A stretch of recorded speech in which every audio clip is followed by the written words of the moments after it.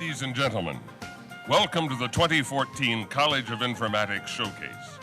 It's an honor and a pleasure to be here tonight to welcome you to the second showcase of the College of Informatics. The plan for the evening is quite simple.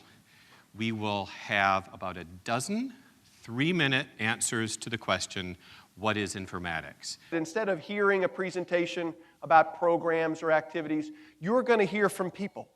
You're going to hear from the men and women. You're going to hear from the faculty, the staff, the students, and our graduates. You're going to hear their personal achievements. You're going to hear how what happens in this building has inspired them to become more engaged, to become more successful after they leave Northern Kentucky University. And I hope that you will also be inspired by them. I hope that what you will take from this is a recognition that what is happening in this building, the special thing that's happening in this building and that is happening in our campus, is information that you need to share with others. Because this college, this university, is a driving engine for the future of Northern Kentucky as a region, the metropolitan region here in Northern Kentucky and across the Commonwealth. And a research firm, IDC, estimated that last year alone, in 2013, we generated 1,200 exabytes of data.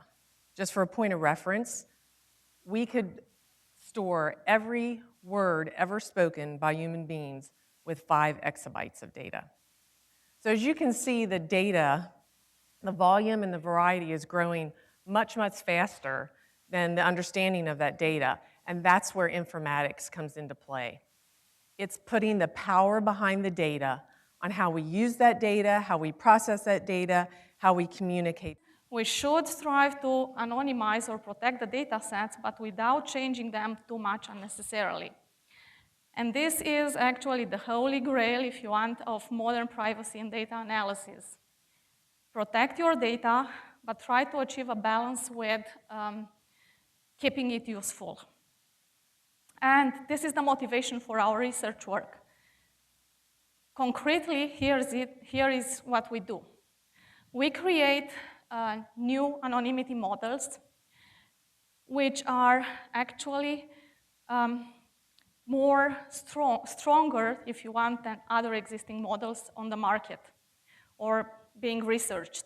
We learned about clustering, how to combine the power of multiple computers into a single unit to be more effective. And lastly, we learned also about passwords and the importance of choosing a good password. In fact, choosing a good password is probably the best way of avoiding becoming the victim of cybercrime. So the question for us is, where does law fit into the study of informatics? And the answer is really everywhere. This is just an example of a few of the government agencies that affect or are affected by informatics in their daily operations. Because even the most knowledgeable doctor or pharmacist can't safely treat their patients without the right tools. This app, Scopia RX, can evaluate patients' medications quickly and accurately. Incorporating this capability into a simple-to-use mobile application proves a powerful tool in the healthcare industry. Thank you. Now that we're in this wonderful Griffin Hall, we're very fortunate to be able to use these opera boxes for our role plays. In each opera box, there's an iMac mounted on the wall with a little webcam at the top, and we use WebEx video conferencing software to capture what's going on in those rooms and then broadcast it up to this giant micro-tile wall behind me. And this is a tremendous tool for the students, guiding their reflections as they prepare their final analysis papers. I've always been impressed with how well the students perform in these role plays, but things have been taken to a whole new level here in the Rivishall Digitorium. The students stay more engaged throughout the process by being moved from a mere observer to a more active position as in the role of a virtual mediator, almost like an armchair quarterback watching a football game. Plus, I think the students probably find the whole setup pretty cool, which is an important part of engaged learning. Doing things that you find interesting and compelling compared to busy work that you have to do for a class and you're not even sure why you have to do it. Stories are how we share our experiences and knowledge with others. In the Electronic Media and Broadcasting Department here in the COI, we work with students to craft these stories, to preserve them, and to help disseminate them to wider audiences. One such student, Sarah Keefe, approached me last year about working with her on a project she had long wanted to create. She wanted to capture the stories of her grandparents and other survivors of World War II. You know, having a great mistrust. I mean, here are people trying to kill me. And so I feared being harmed. And I could feel, you know, the commotion going on. My gosh, we have to leave now. The Germans are coming. They're coming into France. The film is currently being fine-tuned for entrance into lots of festivals, and the Army-based museum at the Army base in Fort Benning, Georgia, where Sarah's grandfather was stationed, has asked to have it on permanent display so that these stories will never be forgotten. Thank you.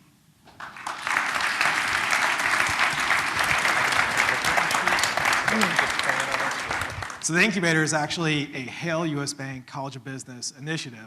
However, the program draws a lot of interest from informatics students. So to talk to you guys a little bit about what the program actually does, so we are a pre-seed level business accelerator. What that is students apply with their business ideas. We have a whole selection process for how they get into the program, including a judging round. Once they make it into the program, we provide them with resources. So what we do is we help them build teams around their business ideas. We also provide them with seed funding. So the student teams can earn up to $5,000 in seed funding, and this is without equity or taking any IP from them. This is very unique. There's actually only 2 other programs in the country similar to ours. The outcomes of those events were wonderful. Students not only understood what it takes to develop a mobile app, to research the market, but at the same time they were able to do business networking. They were able to have job interviews and 3 job offers. The event was so successful that we're having followers. So University of Oklahoma is going to have our model in their 24 MIC event, which is going to happen next month, and Texas A&M is thinking to apply the same model.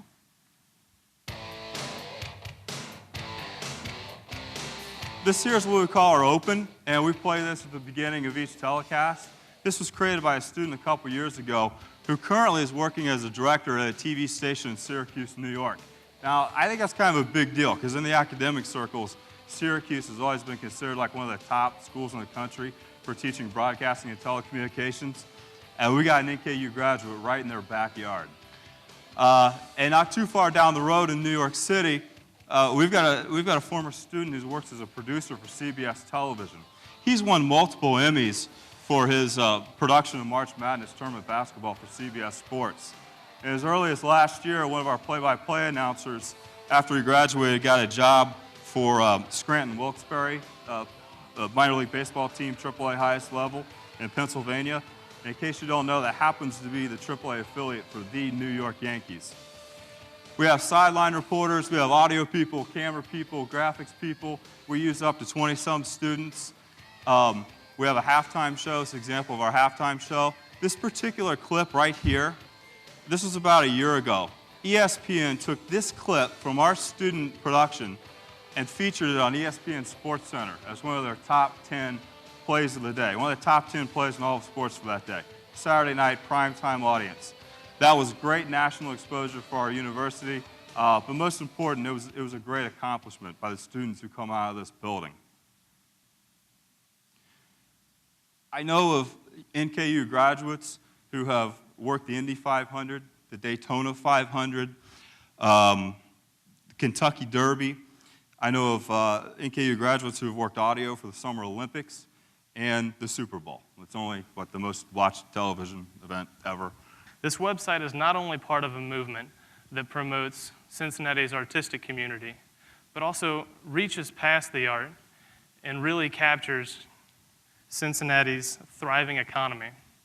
As part of Cincy N NYC, Cincinnati startup community has planned a speed dating event that will match up local entrepreneurs with New York investors. Cincy N NYC is anticipating an exciting amount of exposure from over 50,000 impressions to easily over 12,000 in attendance the Queen City, our Queen City, is ready to take the stage.